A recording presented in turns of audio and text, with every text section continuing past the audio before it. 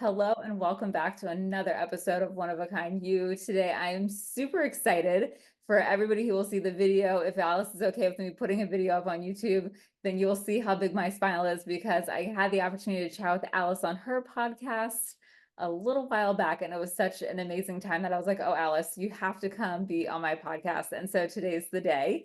And so I'm really not going to do much talking today. I'm really going to just let Alice take the stage because today it's the Alice show. So Alice, take it away. And I don't even have a bio. So hold on, Alice, don't take it away just yet. I'm going to share with everybody what I know about you, and then you can fill in the gaps. Sounds great. Okay, so that's how excited I am for Alice to just start sharing her journey with us. And I'm like, you know what? I'm not going to introduce you. You just start talking, but actually, I want to introduce you. So, Alice, she is a podcast host, and her podcast is called The Strange Medicine, which I just love the title of her podcast. And she also is, she has many roles that she plays. And so she is actually many things. She is a psychic, a channeler, an energy worker, a medium, a spiritual life coach, a psychic development coach, a witch, and a podcaster. And so she, I think, has a very interesting healing journey that helped her get to where she is today. And so we had a really interesting and engaging conversation when I was on her podcast. And so she gave me the opportunity to share my journey, but then I was like, well, I need to hear about Alice's journey. So I wanted Alice to come on today to share her journey. So I really am going to let you take it away now, Alice.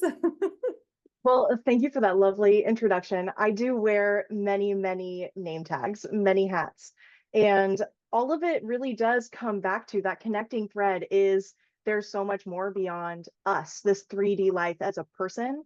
I mean, that's a big part of it, but there's so much more beyond that.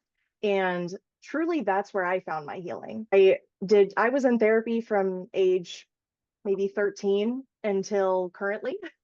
And even went to college. I did almost a full master's degree in counseling, mental health counseling. And it did not help me. It did not help me at all.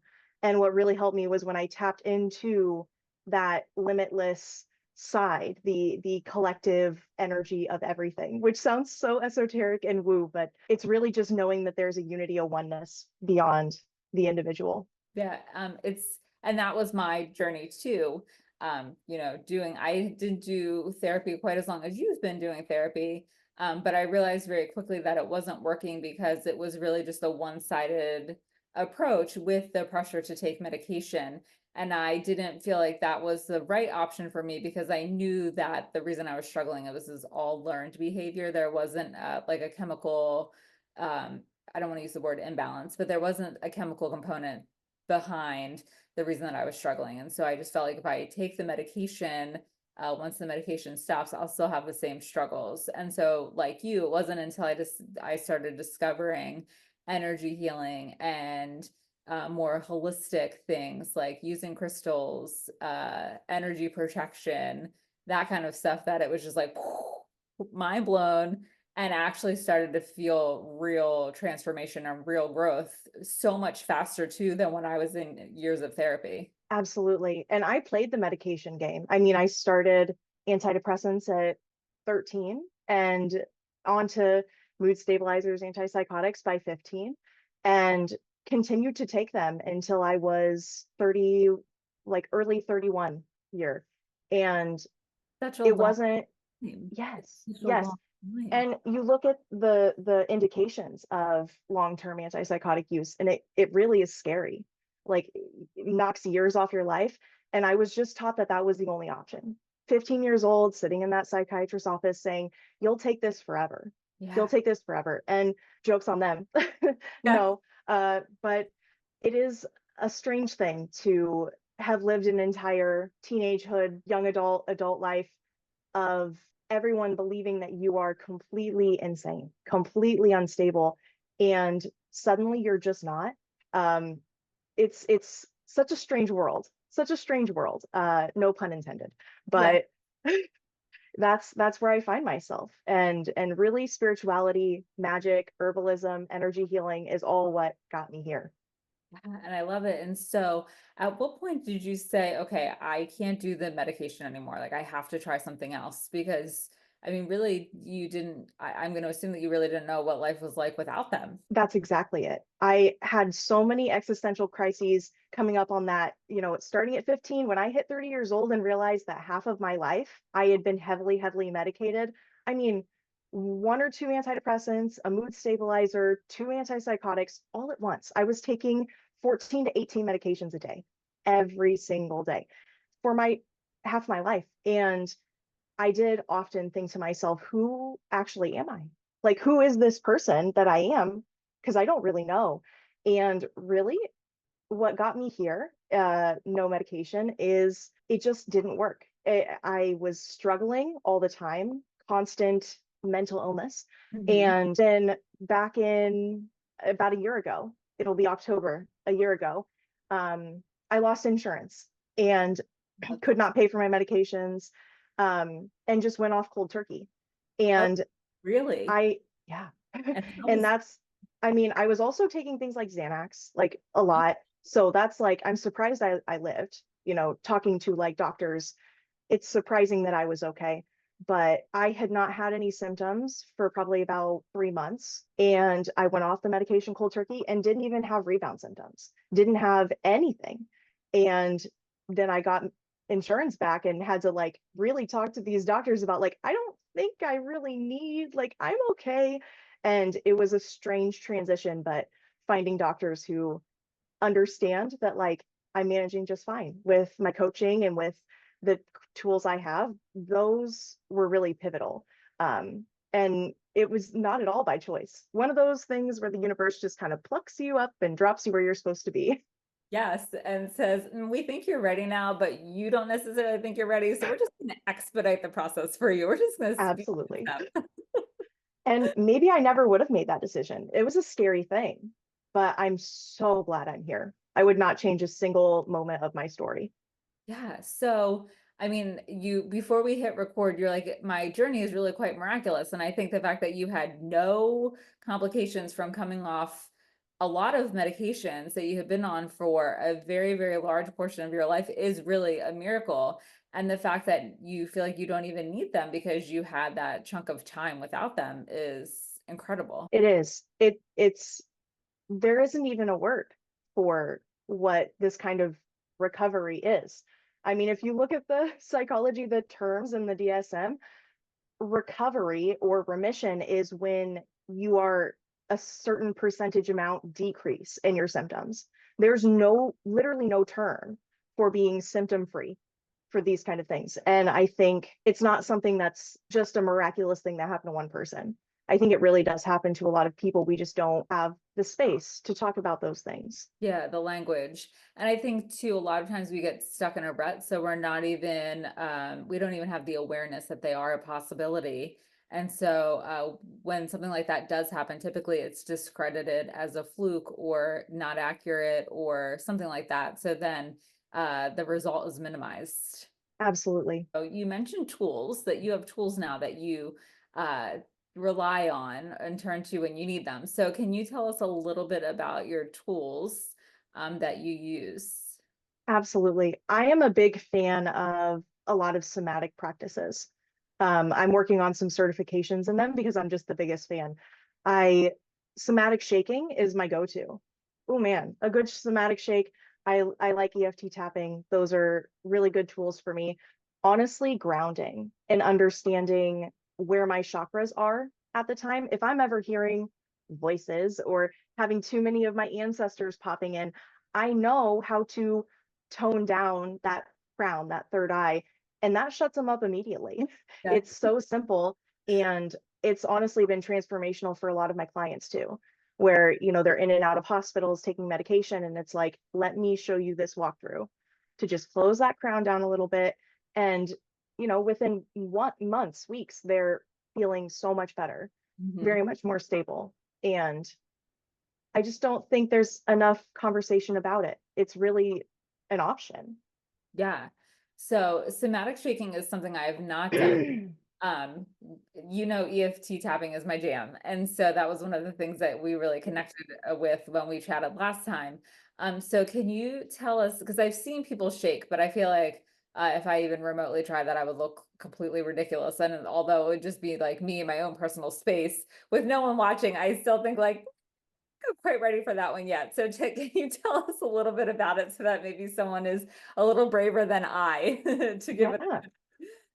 Somatic shaking is not one I've done too much study on how it's actually supposed to be done. My method, I'm always about the energy work. Energy work is everything to me. And so I will visualize myself with all of that, just like you would in a meditation, all of the energy in me that's not serving me. And I start to just shake, bounce and shake, and especially with my hands. And I see all of that energy being flung, shook down and flung out of my body. And I do a lot of the brushing of your skin and kind of wiping myself down. Um, for some reason, that's just like a reset in my brain of like whatever was on me that wasn't feeling good, it's off now. Yeah, I love it. And it's really not, I don't want to say not complicated, but it can be something as simple as just like, brushing it away. And I think that's in itself like a sensory reset. So it completely works. And it's just like we know that weighted blankets are very grounding. Some kind of physical sensation on your body is very grounding. And if you do it with intention, it really magnifies how beneficial it can be for you. Yeah, and I love that you use the phrase with intention, because I think a lot of times we do things with the no intention or the wrong intention. And so, and that was kind of, I think, what I was alluding to when before we hit record, I was, talking about using practice spiritual tools for everyday problems. And it's, making sure that the tools that we're using, it's the right intention behind them so that we don't become overly dependent or overly reliant on them. Absolutely. That can be a slippery slope. And it is something I talk about a lot is giving people training wheels, but training wheels will hold you back. If you have a tool that gets you through, eventually you have to move on without the tool. And that is a really difficult point in a journey to get to if you find yourself dependent on it. But it is a hard place to be. I personally like to keep a lot of tools in my tool belt. And if I find myself getting a little too stuck on one of them, I'll cut myself off and use a different tool. Yeah. So, so one thing that you mentioned as one of your tools is herbalism. So can you talk about that a little bit? Because that's one tool that I don't use. But I feel like it's come up not recently, but in the past. So I'm like, perhaps it's something to explore. So talk to us a little bit about that. Absolutely. Goodness. Oh, this is my favorite subject. I live on a corner lot in the middle of a city. It's a pretty big yard, but it's just in the middle of the city. And random plants will sprout up everywhere all the time. Everything from like irises and peonies and Japanese bleeding heart to like goldenrod and horseweed and just things that are gross and ugly, quote unquote. Um, but I've found that every single plant, I've never planted a plant intentionally. Every plant that ever comes up has a reason, has a purpose. Uh-huh. Um, one that I can think of as an example, I was dealing with a lot of hormonal issues that were causing chest pain. And I went to specialists and doctors because it was just unbearable and didn't want to take any kind of medication. They didn't really want to give me any.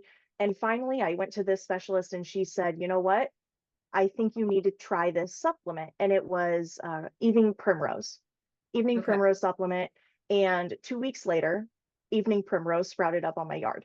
And they're a very fragile, they have 4 year life cycle and they had not grown the year before. They were in their second year cycle when they sprouted. And it's just like, this is not logically possible, but it is one of those things. I like to do them in teas. I'm not practiced enough to be selling them as tinctures or anything, but I make my own teas and my own tinctures.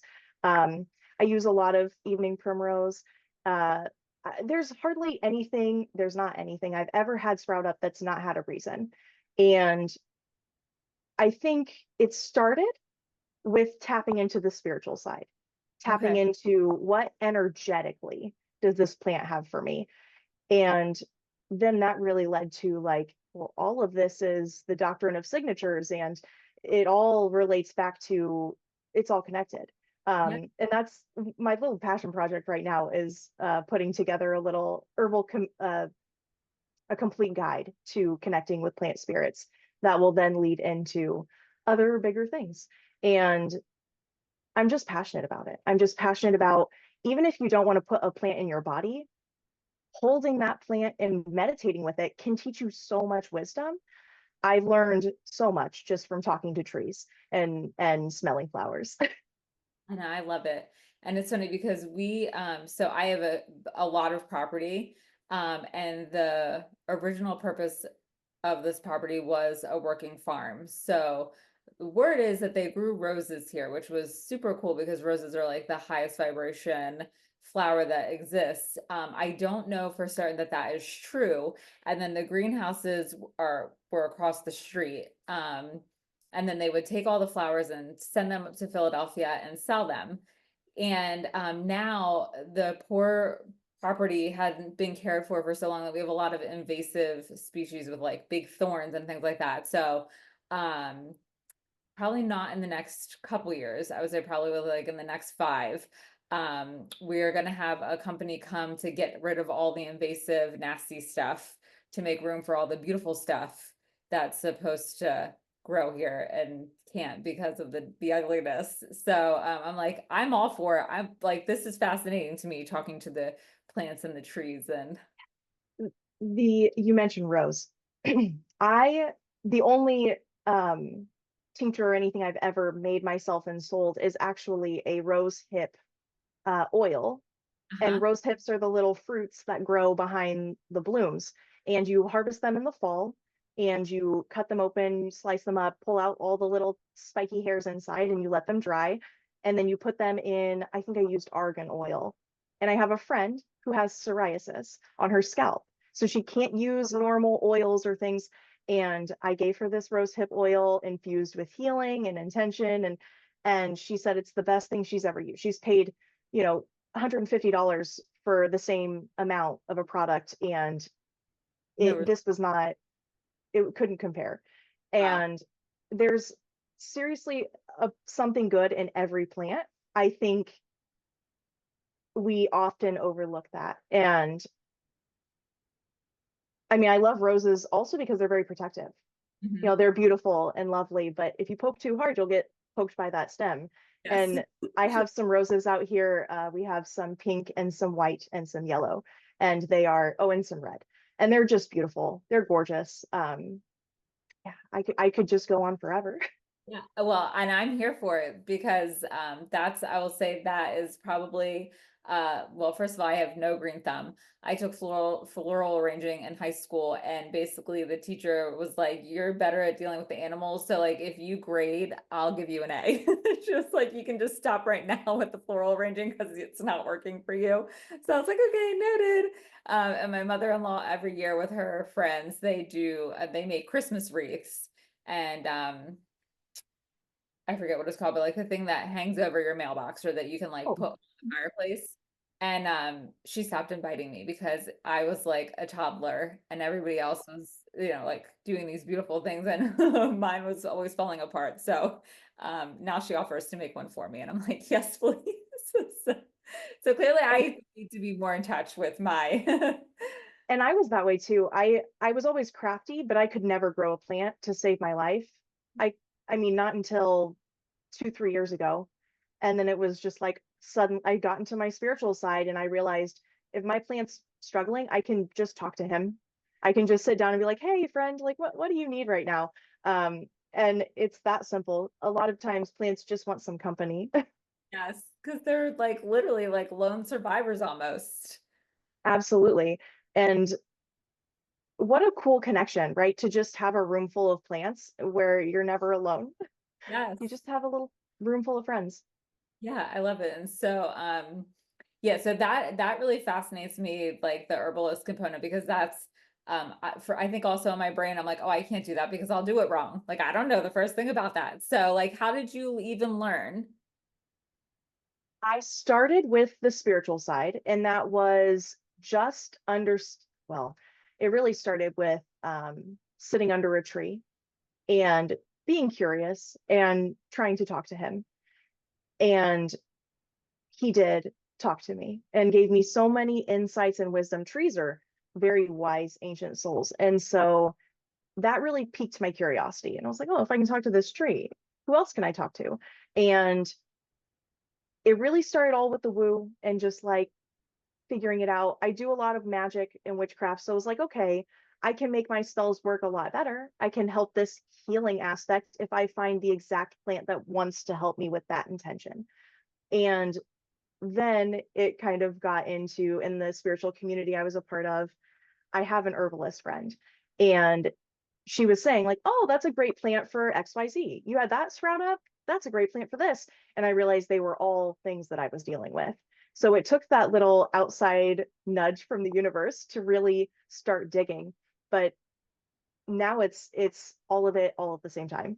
I love to look at the chemical components of a plant and break down what planetary association that is, or what the doctrine of signatures has to say that maybe you won't be able to find online. It's been a long journey, but quite the interesting one.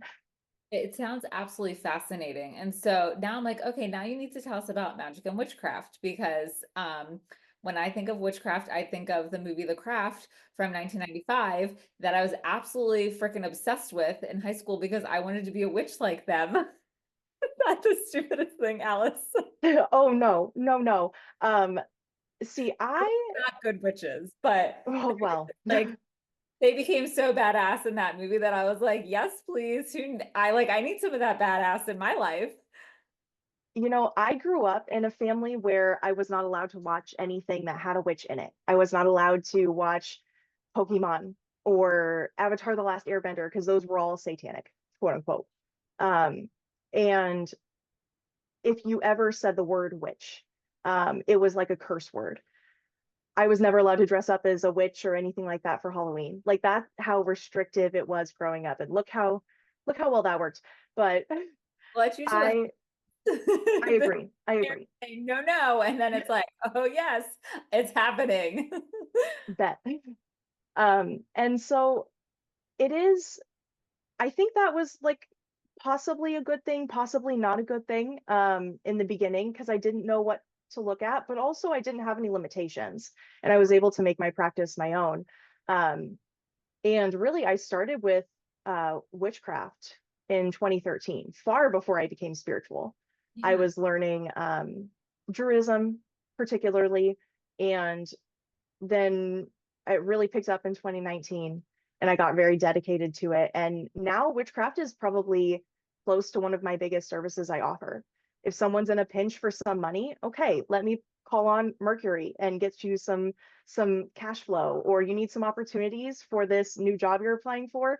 And at the end of the day, if the person trusts and believes enough, it is quite effective. Well, I'm like, oh, you can do that for money. I'm like, okay, Alice, when we're done recording, we need to talk because I'm like, we That's have totally like fine. a massive, um, so love my house to pieces, but it's 300 years old and it needs a lot of work. And so, it needs structural work. And we got a close to $70,000, price tag for the work to be done. Basement needs to be waterproof. There's another 30, I'll say 25K there. And then also a boiler. So that's another 25K there. So like in the next 2 years, just inside alone, we're looking at over, $200,000. So I'm like, I could use some money. So I actually said to my husband, that I need to actually sit down and have a conversation with the house and be like, okay, because the house is named Charlie. Like, okay, Charlie, like these things need to be done. No, the house won't crumble to pieces in the next year if we don't do these things, but like they need to be done. So, Charlie, you got to help me, and you're going to have to bring some money, like figure out how to make some money flow to us to help you get fixed faster, my friend. So, That's thrilling. That's thrilling because no one talks about house spirits. yes. But dang, they are powerful. They are so protective and they will help you financially. You go girl. Like that is the absolute correct approach. Yeah. So, and honestly, I didn't realize that houses had spirits until, like, which just sounds so silly. that like everything has energy, Kim. Everything has a spirit, a soul. Yes. And so when we were selling our Maryland house, I have a healer friend who came to do a blessing on the house, and she was like, "Oh, this neighborhood is cursed." She was like, "This is cursed like back to Native American times." And once she said that, I was like, "Oh my gosh, I can totally see it." There's so many crazy things that happened in that neighborhood. The man who founded the neighborhood, he was in that project with a best friend, and then the best friend went financially belly up, so they had to separate themselves. And so it was like at the inception of the neighborhood, there was already trouble brewing. And then after we left, it got even worse. And so we're just like, wow, that like it really is cursed. And she said as soon as she was pulling into the neighborhood, like she got a massive migraine.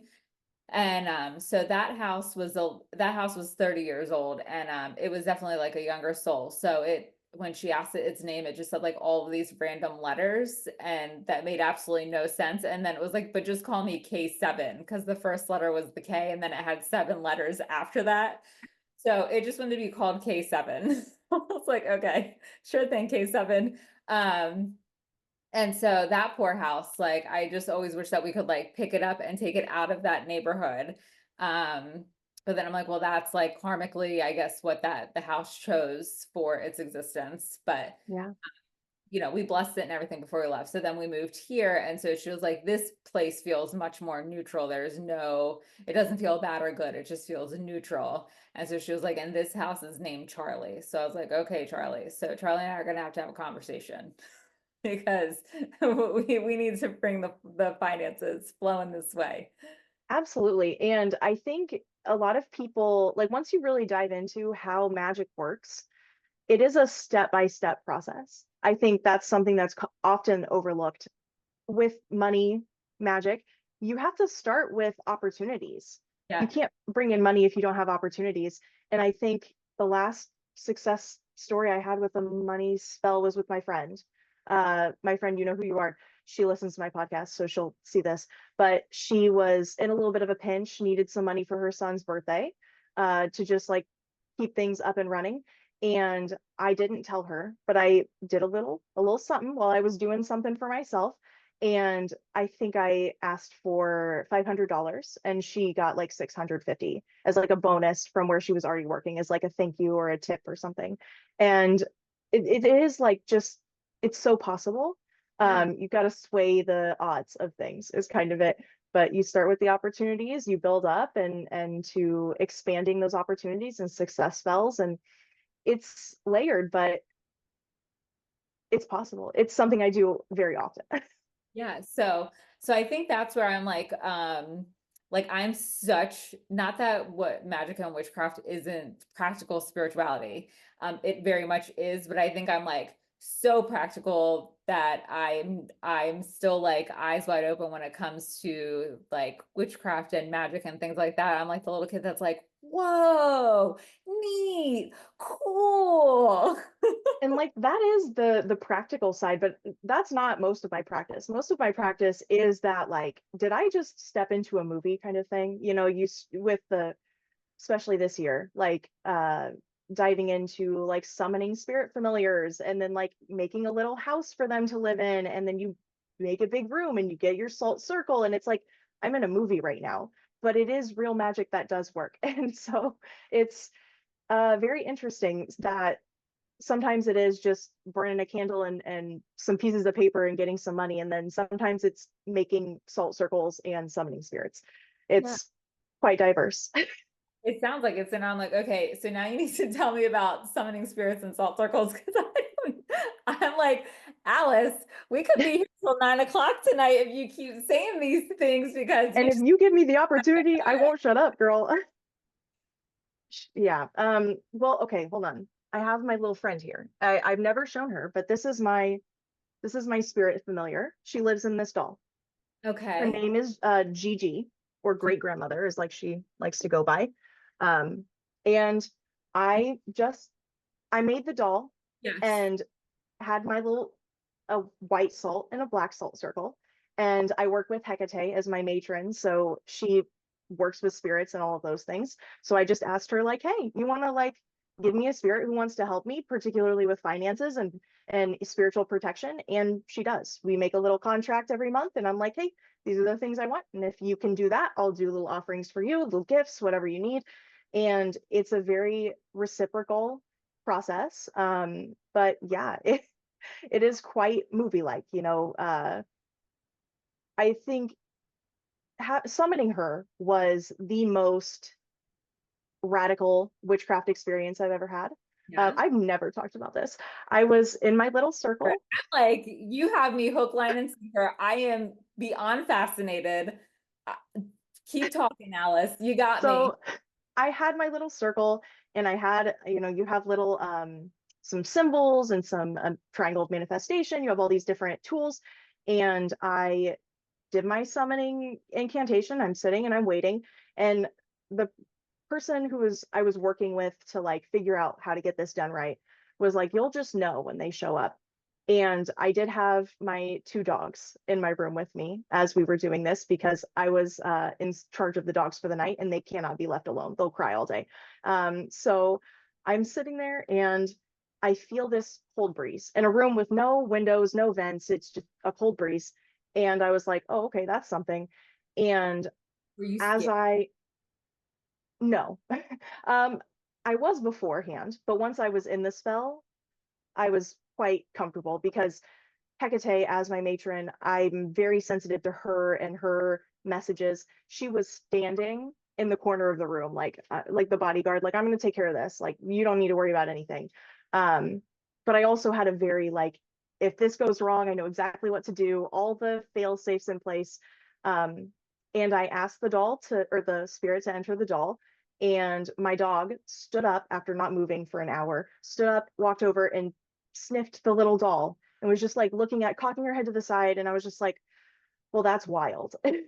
That is And so crazy. it's so wild. And I was just like, this is real. Like, this is real.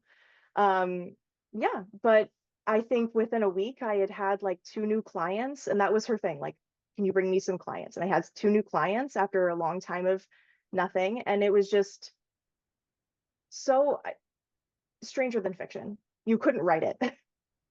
But fascinating nonetheless. Absolutely. So since you weren't allowed to talk about, like weren't even allowed to say the word witch, which, um, I grew up in a household where my grandmother is devout Catholic, but my dad didn't raise me in any sort of religious fashion because he hated being drugged to church when he was little. And so church was right next to the grocery store, and my grandmother would drag the whole family, and they would sit in the station wagon in their three-piece suits waiting for her to be done the grocery shopping. And bless my mom, she is 100% Polish, and she shops like a little old Polish lady. And what could take me 15 minutes to do would take her a full on hour and 15 minutes. So my dad can remember being little in the back of the station wagon and saying, like, when I grow up, I'm never taking my kids to church because I hate going to church. And even like when they would go on vacation, they would have to go to a Roman Catholic church on their way home from vacation. So I didn't grow up learning to pray. And then my mom's family, that's a whole nother situation in and of itself. But like no religious, like when this shit hit the fan, you just like put your head down, you barreled through and you white knuckled your way through. You didn't ask for a higher power to help you through that. Um, but I was a witch for Halloween 3 years in a row because that was like, we had the wig, we had the black dress, we had the cape, we had the broom, we had the hat. And my dad was like, you want to be a witch? Sure. Great. Easy peasy. And the first year, like, he painted my face with the green paint and then like did the black wart and the whole thing. And then like the Wicked Witch, Green Witch. And then the next year it was like, here's your black lipstick, like, and then the third year it was like, oh, who knows where the black lipstick is? Just put the wig and the dress on and you're a witch again. And so, so that was like, that was my dad's like easy go-to Halloween costume, was a witch. So how did you get to that? How did you develop your interest in witchcraft and your belief in that and all of that when you weren't even allowed to have that in your realm of thought growing up? It's so interesting because, as you know, my mother could hardly utter the word witch without like grimacing, just making the most disgusted face. but she is the witchiest non-witch person I know. Uh-huh. And she loves rocks. She loves rocks. She loves collecting pine cones and little acorns, and she has decorations in her house. It's like a vase full of mini pine cones. And like our favorite thing to do, our bonding activity when I was growing up was visiting old abandoned cemeteries. Oh, I That love is the witchiest thing. For my birthday on the 18th this month, we went and visited a cemetery I because we hadn't been. That's just us. And I mean, one time she brought me a giant crystal piece, a giant geode piece that had broken in two. And she said, I have one and you have one, and we're connected through these two crystals. It's like we're connected, is, energetically. I was like, Mom, that is so witchy. Like, what are you talking about? It was such an easy transition. I've always loved the earth and trees, obsessed with the moon, and that was encouraged. I was given a talk like when I started reading the Harry Potter books. I had to be okay. sit down and talk like you would have like the sex talk with a child. It was like the Harry Potter talk. Magic's not real, and if it was, it would be evil and you'll go to hell. And I don't know. I think it was probably an easy break because I was very much unable to win the approval of my father growing up. And Huh? so why even try? Yeah. And I knew that my mom was going to love me either way. So who cares? But to this day, she doesn't know what I do.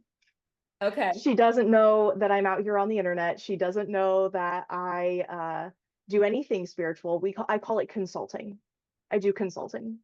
Okay. And so that's just, she understands, like I she say she knows. has to know. She has to know She's, because she has had to Googled you. There is no way that your mom is you. well, the Strange last name is not my original last name. That's a name I changed my name to. Okay. So we don't even talk about it. I don't think she knows that Strange is my last name now legally. We don't, we're not as close as we used to be. Yeah. It's, she's seen spiritual books lying around. She's seen the signs, but we have an understanding that she doesn't like it, and that's okay. Yeah. I respect her and she respects me, and we just don't talk about it. Um, and now that I think about it, I think she does know that Strange is the last name, but she doesn't want to know. She doesn't want to know the details. Mhm. And it's always, growing up has always been, when there's something uncomfortable, we just don't talk about it. We push it under the rug. We don't look at it. And so that's how it was handled. And it still is. It's like she is just going to break her heart. Yeah. So she understands that there's witchy stuff going on, and she just chooses not to look into it. So Okay. That's okay. yeah. But I think what really allowed me to embrace the title witch was getting engaged. Well, getting together with my wife. She was a Norse pagan at the time, still is, and was just like, I really think you're gonna like this witchy stuff. And I was like, oh, I don't know. I think I'm still gonna. And then I started reading the books and getting into it, and I was like, oh, this is it. You're like, This is it. yes. And that was my other question I was going to ask you is like, what does your partner practice witchcraft as well? What do they think about it? All of those things. Because I know my husband, he is more, I'll say, on board with like we call it, like I'm in my woo room right now, which I'm like, we have to stop calling this the woo room because woo is not nice. And he was like, oh, it will always be the woo room to me. I'm like, okay, fair enough. But like he'll say to me, like if I do a card pull before bed, he'll be like, oh, pull a card for me. And I'm like, well, you can pull your own card. And he'll let me like Reiki him or do IET on him. When he was having a rough time, I'm like, you need to tap. I'm like, you don't have to tap in front of me, but like, just go and tap on your collarbone. I'm like, because you're miserable. I don't want to be around you. So go fix it. Um, and so yeah, he's open now. So like we went to Sedona in August and he had a numerology reading done. And so but when I first started getting into all this stuff, he looked at me like, what in the hell are you talking about? Like, this is the weirdest shit ever. This is not real. So it took him a while to come around. So that I was curious to see where your partner was. Yeah. the spectrum of, That's such a good question because she did get me into paganism and okay, witchy stuff, yeah, but she kind of stopped there. She was Norse pagan, and the way she approaches it is that deities are kind of just your equal. They're just like someone that you can work with if you need some help in a moment, but it's not worship really. And okay, so as things have progressed and I've gotten so into it, she has slowly but surely started picking up on the more woo. Um, I think she really did her first like witchcrafty witch thing just a few months ago, but the woo is really hitting. It's hitting her. Um, it started out with like, I'm talking about New Earth and 5D and switching timelines and quantum leaping. And she's like, okay. But once I experienced a walk-in back in March. And when she saw like a walk-in, like a spirit walked in, hmm yes, you hadn't conjured anything, they just no, came to you it because was a they needed something from you or they needed your help. so a walk-in is when you have one soul. It's a soul contract agreement before you're born. I just did my last episode on Wednesday that went out was about this. You have a Okay. soul that comes in and you swap. One soul takes over the body. The first one has done her job. She's done everything she needs to do, and she goes and reincarnates or does whatever she's meant to do. And the second soul will come and finish the life in the same body. So it's kind of just like one soul wants to do the beginning half of life and learn those karmic lessons, and the other one wants to learn the other half. And it wasn't a full different soul. It was actually what would you call it? A parallel fragment version. That's not very clear. It's another version of the same soul, kind of like you would have a different lifetime, just Okay. like one swapped. So we're kind of the same oversoul. That's very complex, but It's okay.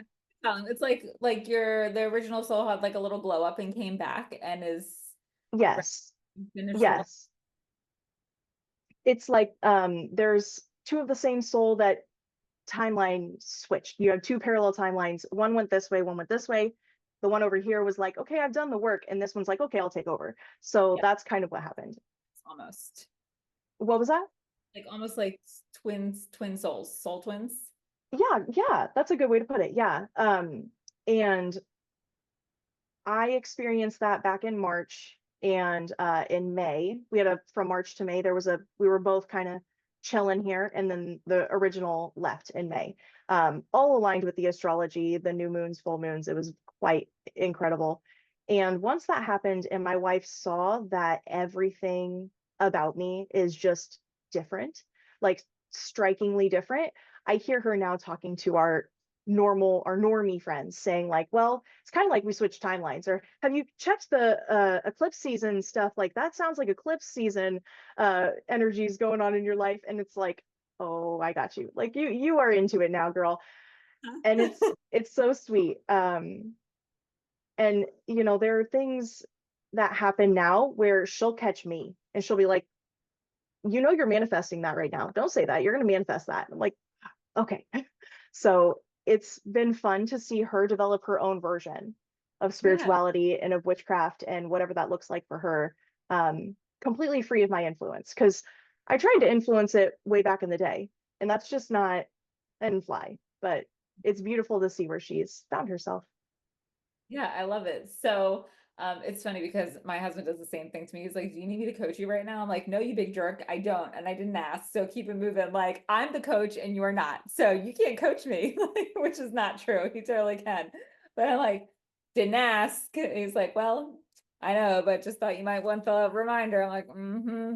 So it's funny to see like, that they do pay attention and see and are more aware than sometimes what Yeah. we realize. Yeah. She observes a lot and notices a lot, and then will throw it right back at me when I least expect it.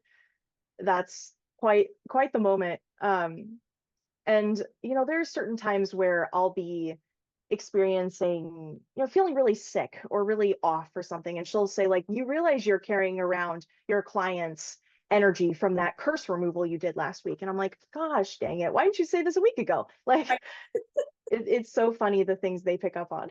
Yeah, yeah, it's so funny. In the moment, I don't laugh, but after the fact, I do. I'm like, okay, touche, noted. So, how did you decide to change your last name?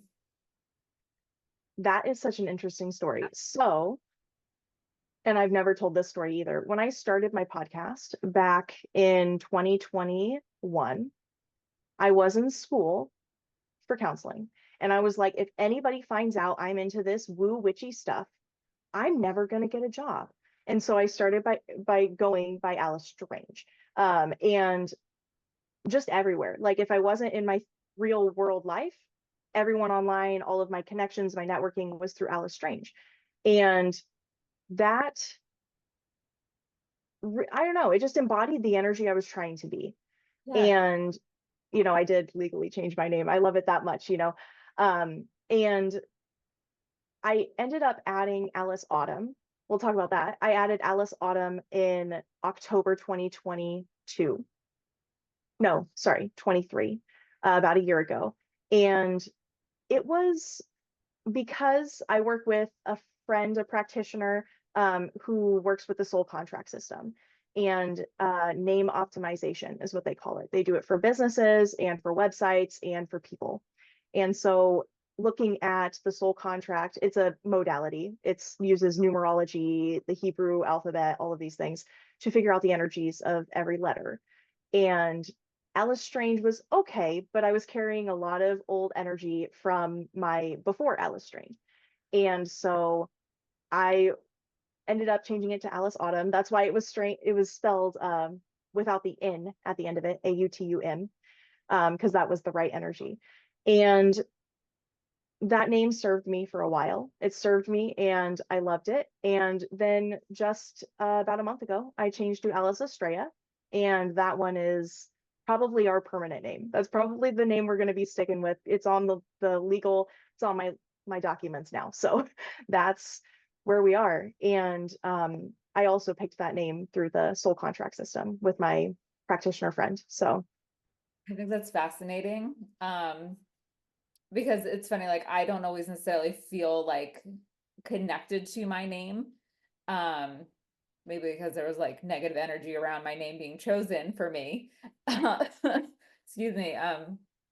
So my mom was young when I was born, and she did not want me to be named Kimberly because she did not want me to be called Kim because she did not like a girl in high school who was called Kim.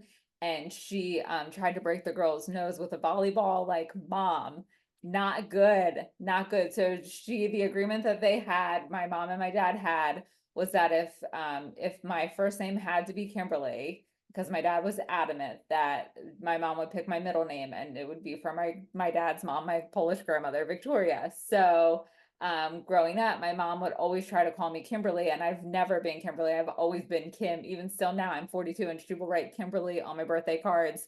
She will text me like, "Hi, Kimberly," and I'm like, "That lady is not my name. Never has been." But even Kim, I'm kind of like, leave it or take it. Like, I don't feel like some people are like so like connected to their name, like they get everything monogrammed. I have this mom of one of my students in my preschool class last year, and everything she owned had her initials monogrammed on it. Everything he wore had his initials monogrammed on it. Like she was so connected to, like, I could care less. I'm like, nope, I think now that my married last name is probably the name I feel most connected to. Maybe that's just because of family drama and dysfunction. I don't know, but like I couldn't wait to get rid of my maiden last name and take my husband's name. But yeah, so like my first name, I'm like, I could leave it or take it. So it's interesting that you say that, like that we have a choice. You can choose your name. And B, how you made the choice is also super fascinating. it is so fascinating. My friend, shout out, her name's Lauren Joy. She does her own podcast about the soul contract system, and it's just beautiful. Um, it's every letter has its own number, its own energy, and then you break it down into a little chart, and you got your little 7 points. It's so interesting. And there are a lot of things like if when I looked at my birth name, you look at your full legal name from birth and then your common use name. So it would be like your first and last name, or if you had a nickname, a shortened, it would be Kim, not Yeah. Kimberly. Um, and then those two kind of stick with you for life. Like that's your birth. It's kind of like astrology. It sticks with you, but you can add names later on that are perfectly aligned that the energies will flow and release or resolve some of those heavy things that have stuck around. And I never thought that my name you would be able to look at the letters of my birth name and tell, why I have nervous habits or some of the behavioral things I do, or why I'm such a dreamer and very ungrounded. And when you change the name intentionally, again, with intention, it Yeah. really does hit you. I think the week before I had been planning to change Estrella, the week before I started feeling just a rush of energy. I was much more lucky. I was attracting new friends, new positive people into my life. And that's one of the big energies of this name is like attracting aligned people and being able to like find value for both you and them in that. And it's so wild, the things that happen. With Alice Autumn, Autumn had the two biggest energies in it up front were both this like burn it to the ground, like purge, uh, fuel yourself with this fiery energy. And I think I changed it in October. And then a few weeks later, I lost insurance because that medication wasn't serving me. Like you can point to so many things that really all aligned. Well, I was going to ask you if the walk-in aligned with you stopping the medication. I do believe that was part of it. The universe forced me to stop, and I had stopped having any kind of symptoms beforehand. I think, truly, I believe that that original soul was meant to carry all of the heaviness, all of the trauma and the burdens, so that when she left, because I don't feel any attachment to any of my past Mhm. hurts, like nothing before walk-in is at all heavy to me. It's kind of just like reading it in someone else's story. Like I feel bad for her, but it Yeah. really doesn't feel like me at all. And I believe that she had to carry the heaviness and then get off of that medication to make that switch smoother, to make it happen a lot more gently, I suppose. It probably would have been a shock to the system if I was still really heavily medicated. Yeah. Or maybe not even open or aware enough for it to happen. Right. There is such a thing as rejecting. You have the souls that walk in have to be kind of similar vibration, or the soul will reject, which Mhm. can result in like feeling sick or having to go to the hospital, and uh, the soul doesn't take, and you kind of just end up being the same soul. Or it could, a lot of people talk about it, you could die. There are like near death experiences really associated with walk-ins. I ended up in the ER. So it's very interesting um, to think like how 3D things like, your heart is racing and your body is shutting down can all be energetically explained in this very spiritual, esoteric way. Yeah. Well, again, because it's all energy. Exactly. So, Exactly. and I think that's where we in this 3D world, we get stuck in the very medical descriptive I don't want to say closed-mindedness, but like I'll say narrow-mindedness, like a narrow focus of what it actually could be instead of looking to broader bigger explanations. Yeah, So I think it's so too. We like to be comfortable. We like yes, to put things in boxes. yes, 100%, 100%. And I think that's where um it's harder for people to grasp concepts of not even like magic and witchcraft, but even like crystals and like wearing a crystal bracelet or wearing a crystal necklace or Reiki or meditation. And Reiki and meditation are like so mainstream now, but I still get people who look at me like I'm beyond nuts when I say the word Reiki or when I say, oh, I do angel healing. They're like, what is this chick on? Like, what is she talking about? Like, I don't think so. The one I always find people getting hung up on is unintentional curses. I talked about this a lot on my channel, but it's like when you have someone like an awful ex. I had a Yeah. client who had an awful ex. They broke up and he texted her something along the lines of, I hope you never find love, never find peace. I hope you lose your job. I hope this and that and this and that. You know, you're always seeking happiness and just can't grab it. And all of it happened. And she just was like, how could is he psychic? Did he predict this? And I was like, no, honey, no, he sent that energy. It was strong enough, and those things can be fixed. But I think there's a lot of unintentional curses. You know, if you grow up, this is what I experienced. If you grow up and you always hear, "Oh, we can't afford that. We could never afford that," that sticks with you. Yes. Yeah. Because then you have it's not just a mindset thing, it's energetic too. Exactly. But I think a lot of people find that to be super heavy, where it's like a curse. I'm cursed. Well, yeah, but that's just information. Like you've always had that. Now you have the information and you can do something about it. Yes. And I think, you know, a lot of people argue against witchcraft saying like, oh, it's just fooling your mind. But if it's fooling your mind and it works, Why not? if believing it's a curse and then doing yourself a little spell and feeling better works for you, then why not? Yeah, Does it's it not matter? It's it's not hurting anything. better. So, I mean, it's no different than like a sugar pill or like getting the placebo medication Mhm. when you think you're getting the real thing and it actually working because you think it has the real thing. It's no different. And they say, you know, there are papers and papers and papers about, you know, journal articles about the placebo being an actual valid treatment for a lot of people because it works. Yeah, because the mind says it's working, so it's working like your body Yeah. doesn't know any different. Everything is energy. And if you believe something hard enough, you make it happen because thoughts are energy and it will attract the energy that it's calling in. Like it's a lot of people find that very scary and very, you know, doom and gloom, but I find it very freeing. Yeah, because it actually lets you know that you actually have power, Mhm. actually have control, and you don't have to be at the mercy of other people or other things. Right. And that's pretty amazing. I agree. Yeah. So Alice, is there anything that I feel like I just took you like all over the place and back again. I had such a great time. This is wonderful. Good. I'm glad. Is there anything that you didn't get to share with us that you wanted to? Mm. No pressure. Um, no, I don't think so. I think just stay curious. I'm always saying that. Stay curious, friends. Just stay curious. There's Yeah. always more to explore. Yes. And I think I said this to you last time, but like I totally wish that you lived closer to Pennsylvania because I feel like we would be BFFs like in like not in real life because we're like I consider you a friend and this is real life, but like I know what you mean. on screen.